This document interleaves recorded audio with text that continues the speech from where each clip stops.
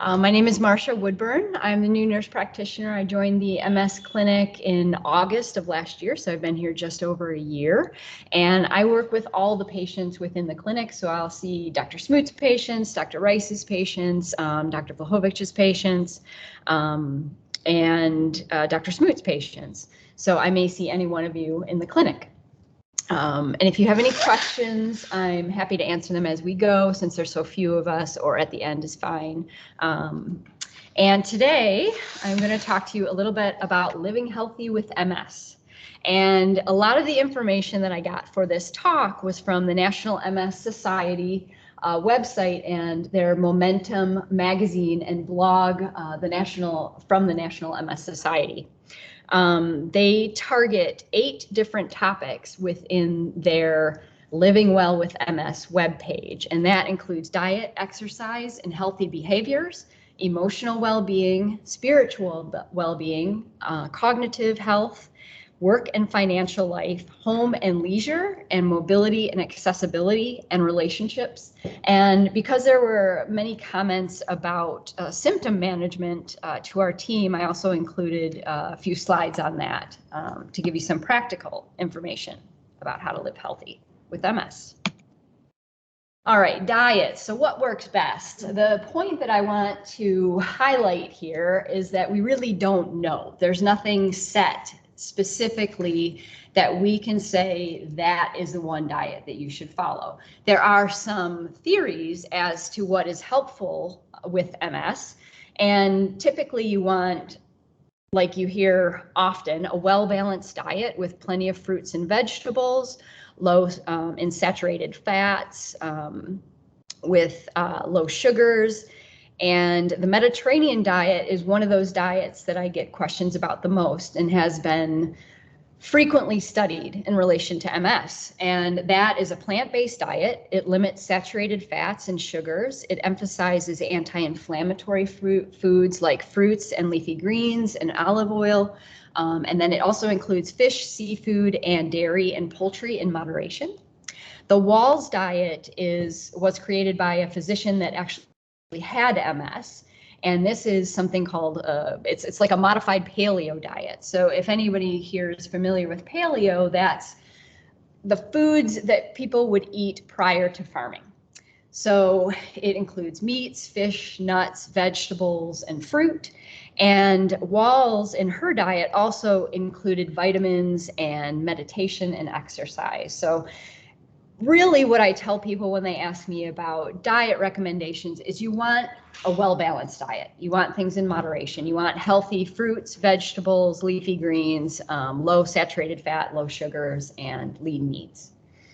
And then exercise is another area that is a focus within MS. It helps with spasticity. It helps maintaining balance. And the CDC actually has a page, and it may be hard for you to read this, but I've included a handout up front that has some of the resources that I'm citing within the PowerPoint presentation, so you can take that home as well and look at it a little more closely. Also, while I'm thinking about it, this is a recorded session, so if anyone has questions or concerns about that at the end of the program, it is recorded. So keep that in mind as well. So the CDC recommends 150 minutes of moderate aerobic activity throughout the week, 30 minutes, roughly 5 days a week, and then also 2 days of muscle strength training activities. And the moderate aerobic activity can include walking, wheelchair rolling, biking to places, swimming, or water aerobics. And then the muscle strengthening can include yoga postures, strengthening exercise with bands, weight machines or handheld weights. And at least these recommendations are also true for many disease processes and just general health, such as osteoporosis, that can help prevent bone loss. And then if you do have any symptoms or disability that prevents you from doing some of these activities, they have also seen that just 20 minutes of moderate exercise 3 days a week can be helpful for mental and physical health. So if you do have limitations, just doing something is better than doing nothing. And I like aquatherapy. I made a note of that here. If people do have disability, doing exercise within the water is sometimes helpful for balance, and it helps to keep muscles toned so that and stretched, so that if you have spasms, if you have imbalance when you're outside of the water, you're better able to handle, or better, you reduce your fall risk, is what I want to say. Silver sneakers and Tai Chi are also very good for bone health. They're also very good for MS and fall prevention. And working also with PT and OT, they can give you recommendations on assistive devices and modifications to exercises so that you can do your best and with your activity. Healthy behavior also includes limiting smoking and alcohol intake. You want to get good quality sleep as well, and I'll talk about that a little bit more later when I talk about fatigue. And we'll go into more detail about how to get good quality sleep and how to prevent fatigue during the day. Emotional well-being is also a key way to live healthy with MS. How does this impact MS? If you're not emotionally healthy, it can affect your symptoms. There's something called a relapse versus a pseudo-relapse. If you haven't been informed about that, a relapse is any new symptom that would last longer than 24 hours, and that could indicate new disease. A pseudo-relapse is something that we usually see when anyone's under stress. It could be mental stress, it could be an infection, a stress on the body, or you didn't get enough sleep the night before, you had more alcohol than usual the night before. That can all impact a pseudo-relapse. Motivation, your emotional well-being can also influence your motivation for health, your food intake, how well you take care of your diet, the amount you exercise. Are you motivated to go out and do that 20-minute walk, or do you want to sit and just stay indoors? And then also it can impact your relationships and your overall life enjoyment as you progress with your MS. So how do you manage this? So really, this diagnosis can be something that can impact your life in a positive or negative way. So you really want to focus on the positive. You want to stay centered. You want to help manage your stress. You want to consider counseling if you feel like that might be helpful. Antidepressants are something that we also talk to people about when they come into the clinic. And you want to stay solution focused and problem solving. And be kind to yourself. Pay attention to your mood. You know, this may be a life change or a diagnosis that you're not expecting. And so keep an eye on how you're feeling and talk to your provider about this. Keep your social connections. Make sure you have your good support. Stay in touch again with your provider. There are some things that we can often provide you, like we have a case manager within our clinic. And so if you're having concerns, you want to talk to a counselor, we can often coordinate that for you. So spiritual well-being is another aspect of emotional health. This, again, may be a life-changing diagnosis, and for some it may be scary. There are, on the MS website, they note the Chinese characters for crisis are danger and opportunity. So really seeing this diagnosis in a positive way and seeing it as an opportunity to become more self-aware, an opportunity to find meaning in this challenge, and to discover inner strengths and resources, greater balance and harmony and purpose. Powerlessness can be changed into feelings of creative strength. And I really wanted to bold that word creative, because this may be new to you, and you may have to think outside your typical box of how you get support, how you go through your day. So, you know, keeping that creative thought process open in how you approach things can really help you stay positive. And it can also deepen your relationships. You know, you may need to lean on people and confide in people a little bit more than you thought you might have to. And So really, to do this, to hone this spiritual well-being, you want to find what gives your life meaning and helps you feel centered and calm and energized. You want to, there are maybe times where you have to make a conscious effort to do this. There may be ups, there may be downs. MS is very unpredictable and hard to say how it's going to be for each individual person. So keeping in mind, you may need to make that conscious effort in some of those hard times to get over those humps. And, ways to do that is you can connect with religion, nature, other people, art or music, anything that sort of resonates with you and gives you meaning and helps you feel centered and feel calm. And again, being kind to yourself as you go through this process and learn how your body is going to respond to this new disease process is important. Cognitive health is another area of living well with MS. 65% of people with MS may experience some change in cognitive functioning. Most commonly, this is related to speed of information processing, memory, and attention. So ways that we can help mitigate this really is focusing on your cognitive reserve. So this is your intellectual enrichment that you get from education, from stimulating work, from any leisure activities that really broaden your mind and open you up to new things and new ways of thinking. To enhance your cognitive reserve, it's any of those creative processes like reading, creative writing, journaling, handiwork like crocheting and knitting, board games or card games, drawing or painting, crossword or jigsaw puzzles, and learning a new language or new instrument. Anything that keeps your brain active can help build that reserve so that as you age, you have less risk of cognitive changes.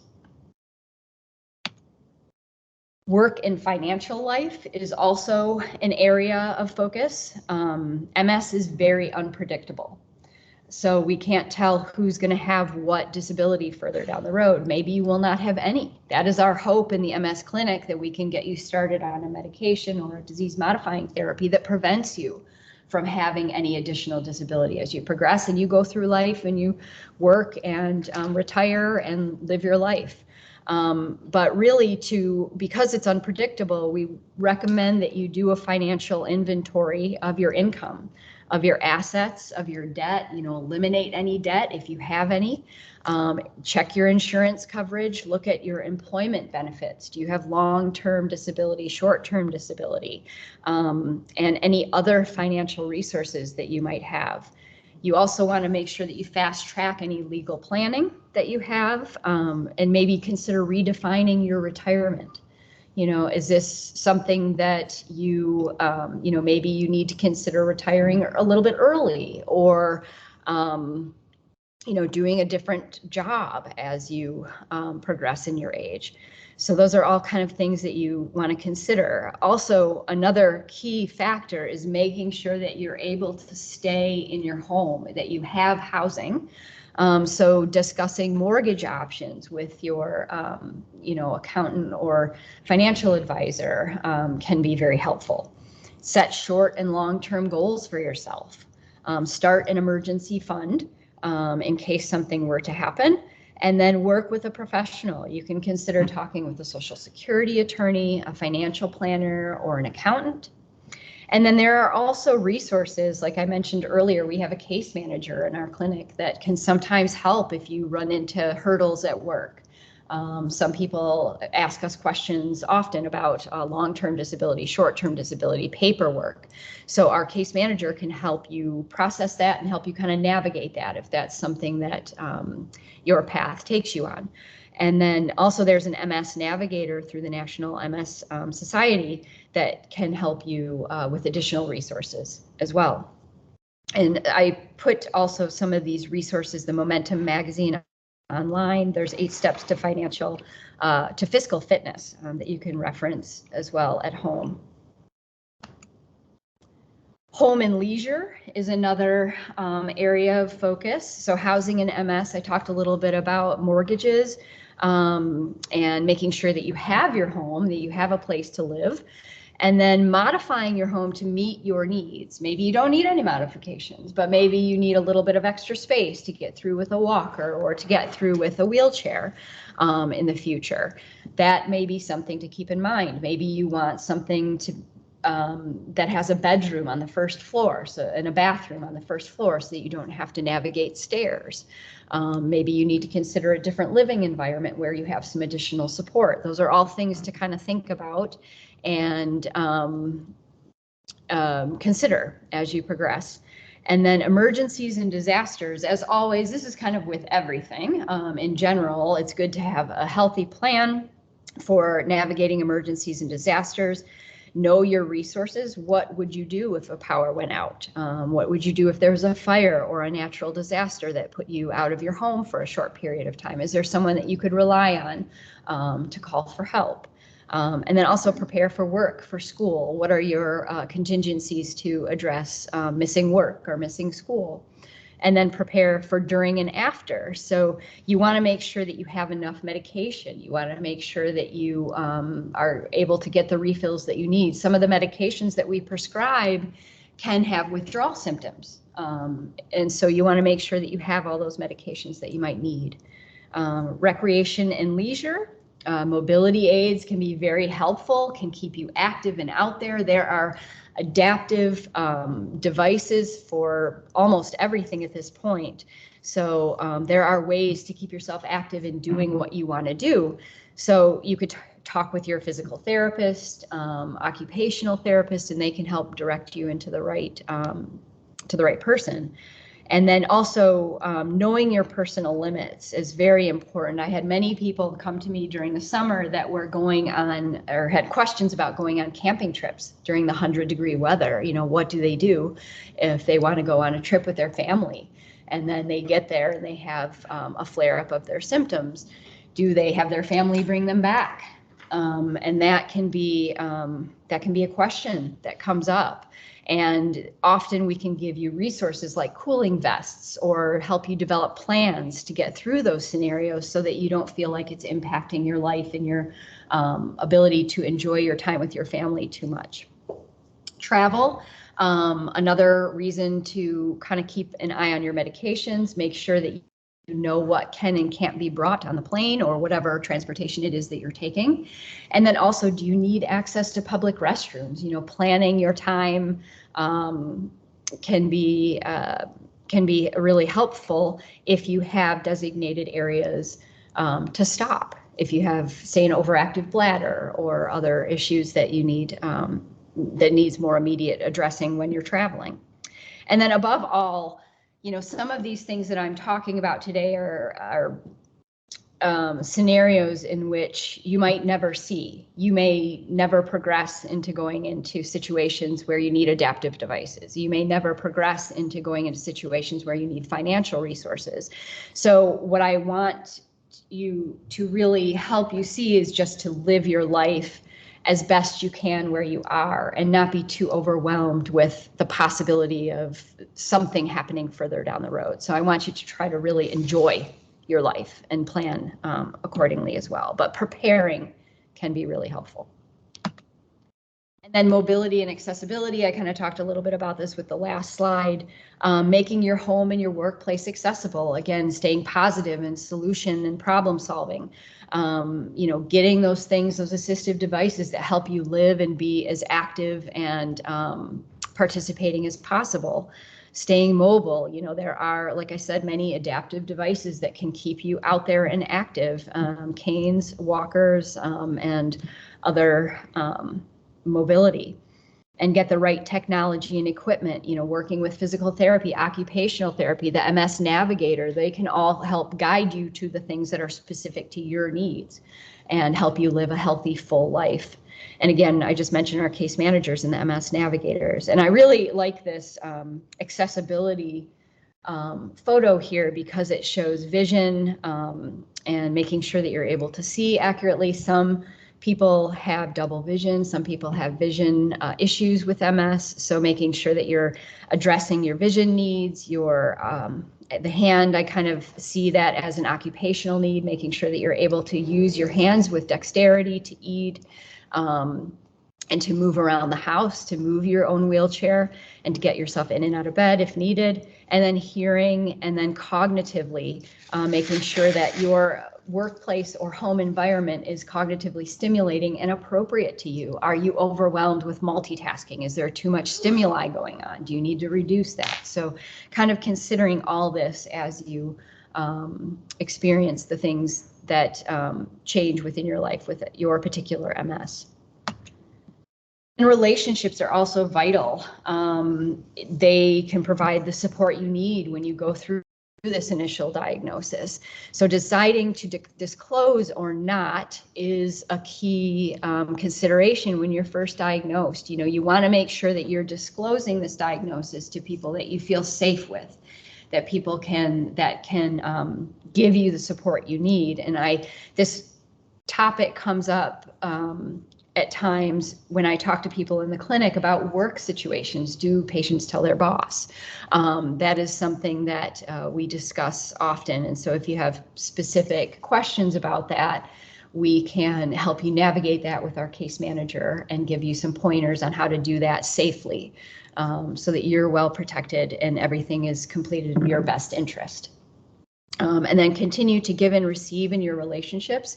Intimacy can sometimes be affected by MS, so it's important that you continue that open communication with your partner and make sure that if you are having any struggles that you feel free also to talk with us, because there are options for us to help you with certain medications or counseling that can help you get over those issues and live your best life. And then consider how and when to talk with children as well. Sometimes children are not able to understand some of these medical changes. And so it's important to kind of consider that as well as you progress through this MS path. So I also wanted to mention something about some of our symptoms. Some of the feedback we've received said that there are certain situations and issues that people struggle with in clinic and wanted a little bit more information about. And often managing your symptoms can give you that better life, can make you feel like you're living well with MS. So it's important that we address any symptoms that you have, and everyone is different. Everyone is different. The path is different, and the medications that we may prescribe for you is different as well. Constipation is one of those things that comes up. With MS, a lot of times you may be less mobile, and we don't want that to happen. So, but if it does, what happens is as your stool moves through your colon, it gives more opportunity for water to be withdrawn from the stool. So what can happen is that you get harder stool, drier stool, and it can become you can become constipated. So you really want to try as much as possible to stay physically active, to keep yourself well hydrated, and to eat healthy fruits and vegetables, good fiber within your diet. And if that is not working and not effective, we talk about certain medications. So bulk forming medications, you can get these over the counter, Metamucil, Citracel, Fiber, or Bran. And then lubricating options, laxatives include mineral oil, Fleet's enemas, which you can get over the counter and we can prescribe.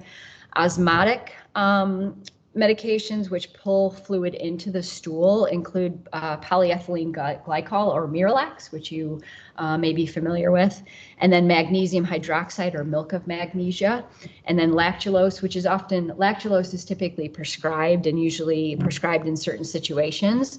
So you don't want to take that just on your own. You want to have provider guidance with the lactulose. And then mag citrate is another one that's usually more for severe constipation issues and often prescribed in a hospital setting or otherwise. And then stimulants include Bisocodyl or Dulcolax, and that can come as a suppository or a tablet. And then Senna, you can get over the counter as well, or it's called Senecot. And those are pills that you can take, and those stimulate the bowel to move.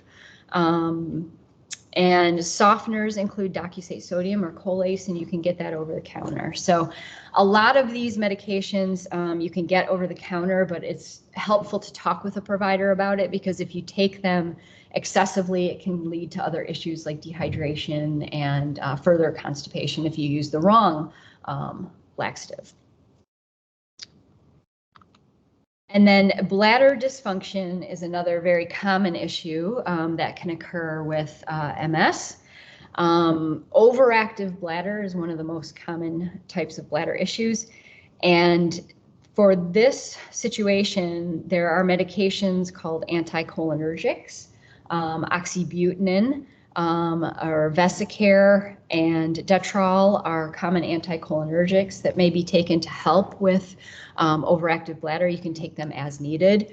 It may take several weeks or up to 12 to see an effect with some of these medications, and it also may cause dry mouth or constipation. So we really want to monitor you while you're on these medications to help make sure that you're not having undue side effects.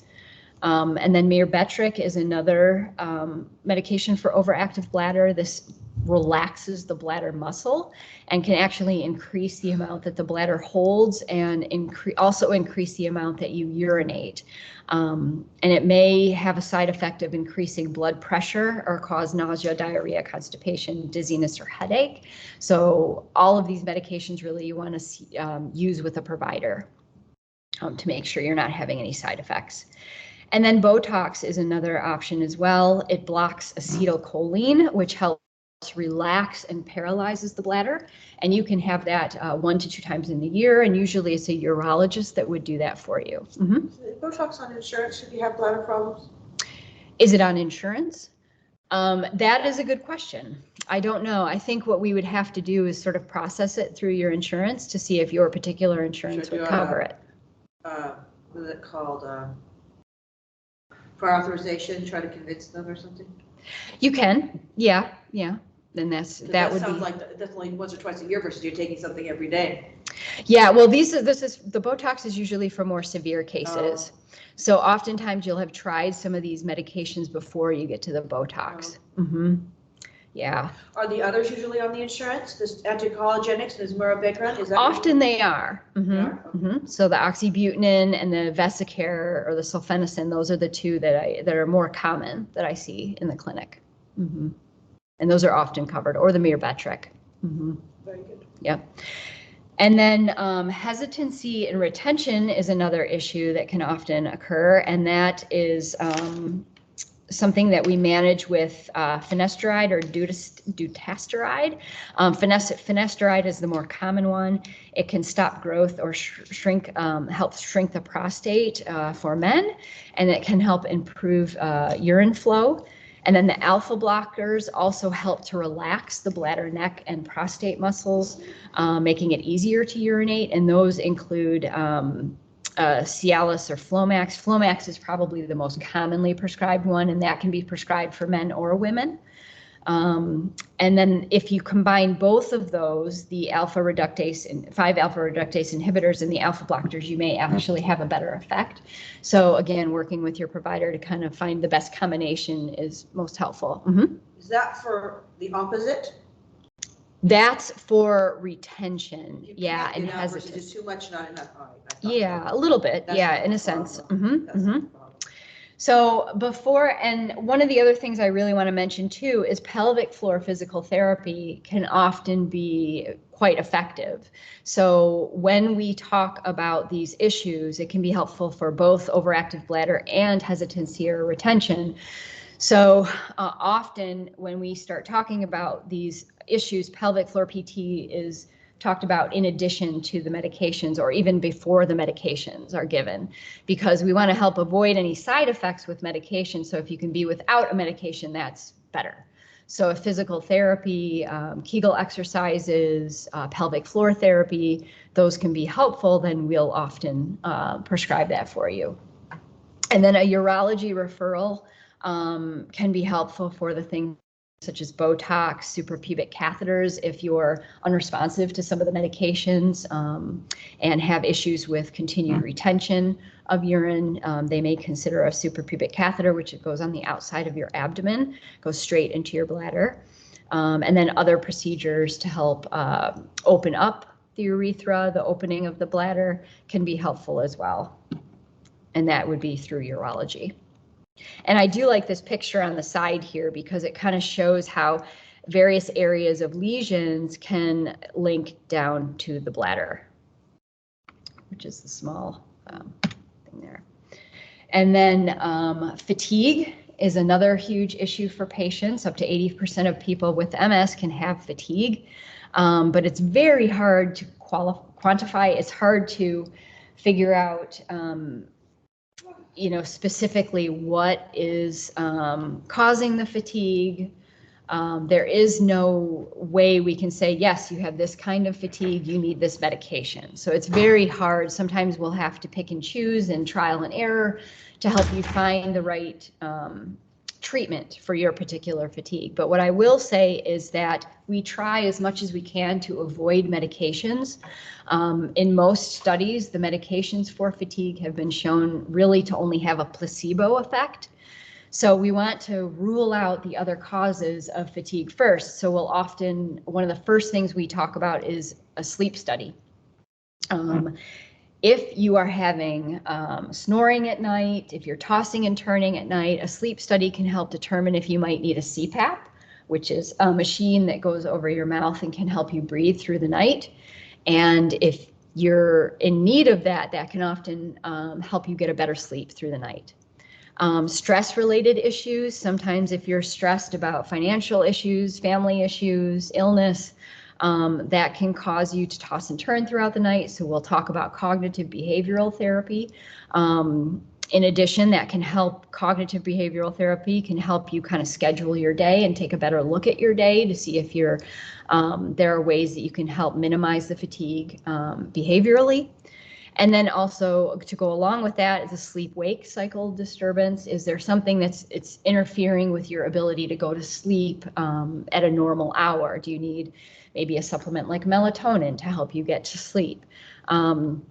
That's another option. And then minimizing sedating medications. So many of the medications that we prescribe, like gabapentin or baclofen, those can cause you to feel more fatigued. So we want to make sure that we're monitoring those and using them judiciously so that we don't over sedate you and give you extra fatigue that doesn't need to happen. And then medications, like I mentioned, are the last resort. So have you gone through a sleep study? Have we dealt with your stress and all those other issues before we start considering medications? So amantadine is usually the first option that we consider. It is not a controlled substance, and it can be used for MS fatigue. Sometimes it's effective, sometimes it's not. And then if it's not, we would go up to the controlled substance like Provigil would be our next option typically. And then if that is not effective, Adderall or Ritalin. And really we get into those medications when your MS and fatigue might be interfering with your ability to work, to do your job, to do your daily life activities, and to take care of yourself. We'll try those medications. And then Harvard has an article about treating fatigue online, and they include 8 areas to focus on. One is exercise. If you get a little exercise during the day, sometimes that helps to reset your sleep-wake cycle. And then also eating for energy, making sure you're not drinking high caffeinated drinks or the energy drinks to keep yourself awake, and that you're eating a well-balanced diet. And then use caffeine wisely. Typically, we tell people not to take anything past 2 p.m. So that you don't stay awake overnight. And then limit alcohol intake. And then also stay hydrated. This can just help you feel refreshed and keep you on your sleep-wake cycle. And then restricting your sleep. This is another option that they recommend, is that in order to help you find the amount of sleep that you actually need, start by restricting your sleep, avoiding naps during the day, and then getting just about 4 hours of sleep that first night. And then you can add 15 to 30 minutes each night as long as you're sleeping soundly through that period to help you figure out how much sleep you actually need. Some people tend to try to go to bed too early, and then they toss and turn, and then that can disrupt their sleep cycle as well. So we want to make sure that we try to figure out how much sleep you need, and then work with you on that as well. And then lightening your load, making sure that you're not taking on tasks at work or other family tasks that are just too overwhelming for you, especially if you are the primary caretaker within your home and this is a new diagnosis for you. Getting to know what you can and cannot do within the realm of this MS diagnosis is something that you learn as time goes by, and really making sure that you're setting some boundaries so that you practice self-care as you progress. And then controlling your stress kind of goes along with that as well. And then speaking with a counselor if needed to get through those times. This is also another slide just kind of summing up some other symptoms that I tend to talk to people about in the clinic. The first one is spasticity. Physical therapy and stretching can really go a long way towards helping with spasms, especially if patients come into me and they say that they have nighttime spasms. I'll often talk to them about stretching before bed, and that can often help. Magnesium gluconate, 200 to 500 milligrams daily, can be very helpful. That is the form of the magnesium that's typically has fewer side effects with loose stools. If you take certain types of magnesium, like I mentioned in the previous slide with constipation, that can actually loosen your stools. So magnesium gluconate is one that's a little less affecting on your stool habits. And then muscle relaxers, we can also discuss like baclofen or tizanidine, and Klonopin is as needed rare option because it's a benzodiazepine. We want to try to avoid that because that can have a risk of addiction psychologically and physiologically. So we try to stay away from that last one if possible. And then neuropathic pain is another one that people often talk to me about. It's pins and needles pain, like in the fingers or the toes or legs, limbs really. And often we'll talk about anticonvulsants like gabapentin or Lyrica, and antidepressants like Cymbalta would be other options. And those are, that's one of the more common symptoms that I do see people with MS having. And headaches and migraines is another common symptom. And really with this, we try to reduce your stress because that can cause headaches. And then also make sure that you're getting adequate sleep, adequate hydration, and then hormone evaluations. Sometimes you have a question? So does Cymbalta with the neuropathic pain that reduces that? Yeah, and can reduce as a, so like I'm on an antidepressant, I Yeah. can take it and it could do both? Yes, yeah. Cool. So the question for people, if they did not hear, was can you take both? Well, can you take an antidepressant and treat both neuropathic pain and depression? And the answer is yes. Yeah, often what we do in the clinic is evaluate what your needs are. So if a patient does come to me and they say that they're having neuropathic pain and they also have some depression, Cymbalta may be the one that we start with. And to treat both. And sometimes that can be very effective. And then headaches and migraines, again, to go back to that, medications often, and this is another situation where we use medications to treat a couple of different things. So if someone comes into me and they're having migraines or headaches, beta blockers, which is also used to treat hypertension, can be used for migraines and headaches. So when people come in, I'll again consider what their other needs are to help me determine what medication they might need. So in this case, antidepressants is also another option, or anticonvulsants are another option as well. And then there are the injectable therapies that have come out, like Aimovig or Ajovy or Emgality. And then the oral options of the CGRPs, which is Nurtec and Qulipta. That works? What's that? Those work? For migraines. If you have MS, you have migraine, you can take these new things? Well, it's not just for MS. So if you have a migraine, yeah, usually there are many people with MS who do have migraines, so we treat the migraine. Go ahead. Having taking gabapentin and the migraines, headaches one. Yeah, gabapentin can sometimes be helpful. That's one of the headache. Yeah, it can sometimes be helpful for headaches. No, it gave me a headache. Oh, it gave you a headache, yeah. I had to stop. It gave me bad headaches, and I found I don't need to take very much stuff. The pain is probably good. Not too much. No, I wonder I think that it's possible you can get headaches from too much gabapentin. It may be possible for some people, yes. Yeah, not all medications work the same for everyone. And so what one medication may be effective for you might not be effective for someone else and might give a side effect like headaches. So really, some of this symptom management is trial and error. And I wish that it would be more specific to each person, but sometimes it's not.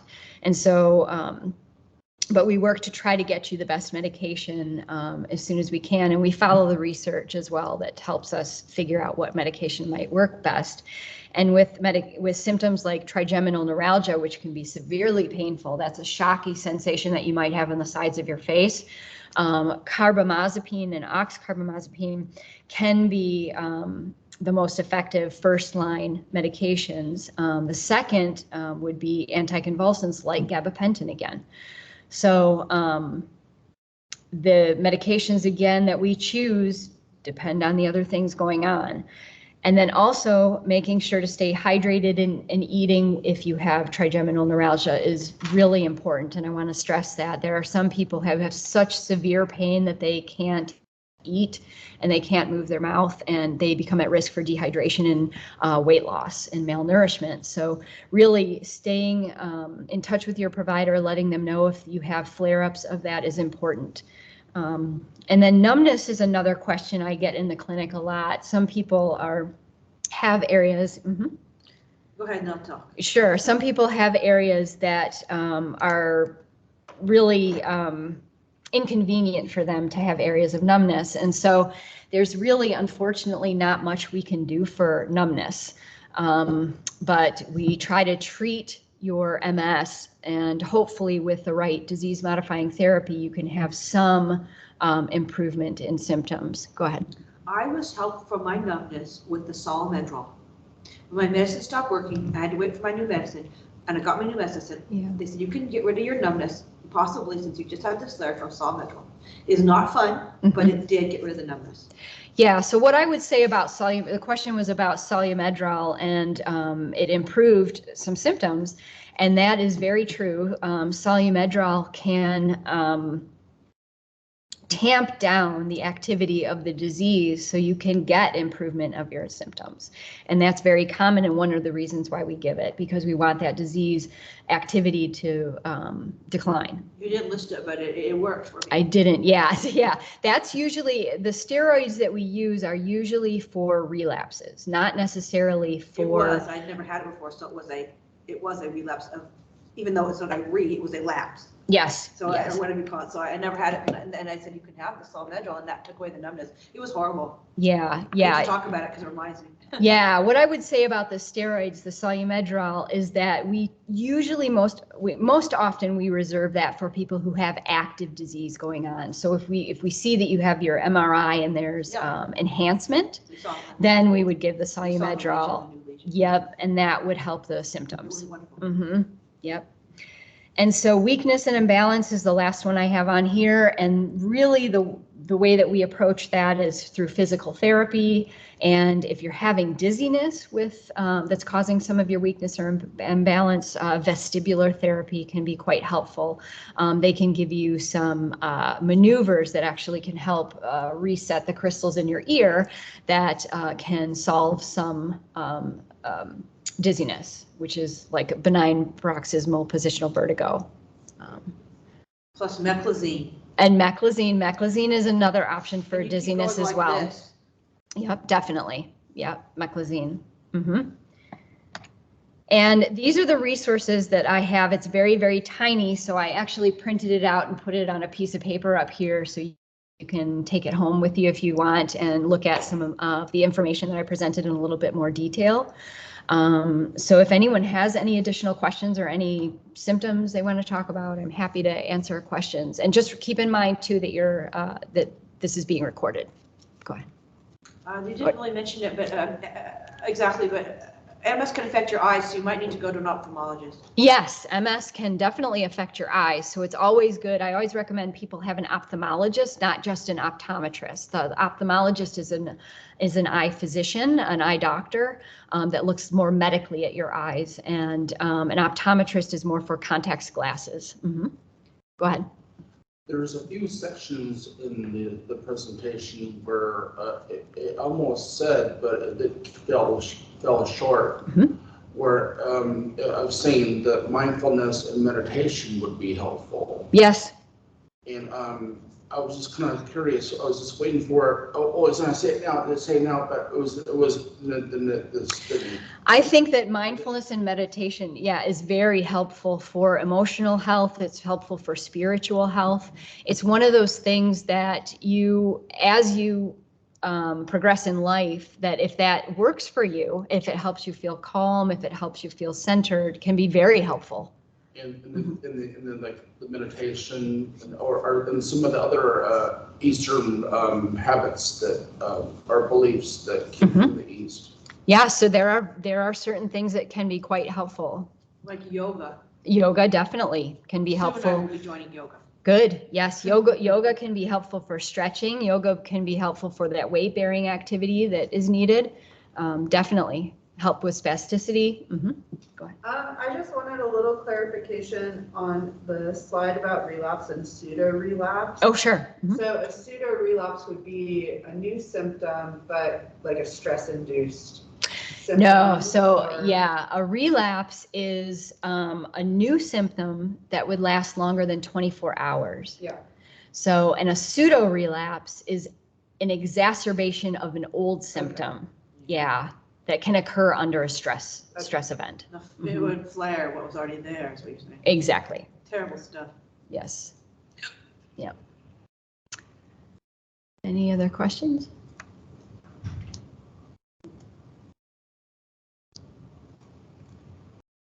Okay, and I'm happy to talk with you afterwards as well if you don't want to ask with the group. You didn't mention it, but Dr. Ramba was my first neurologist here, and she left, Megan Ramba, but she said, not this paleo Mediterranean diet, she said, I want you to limit your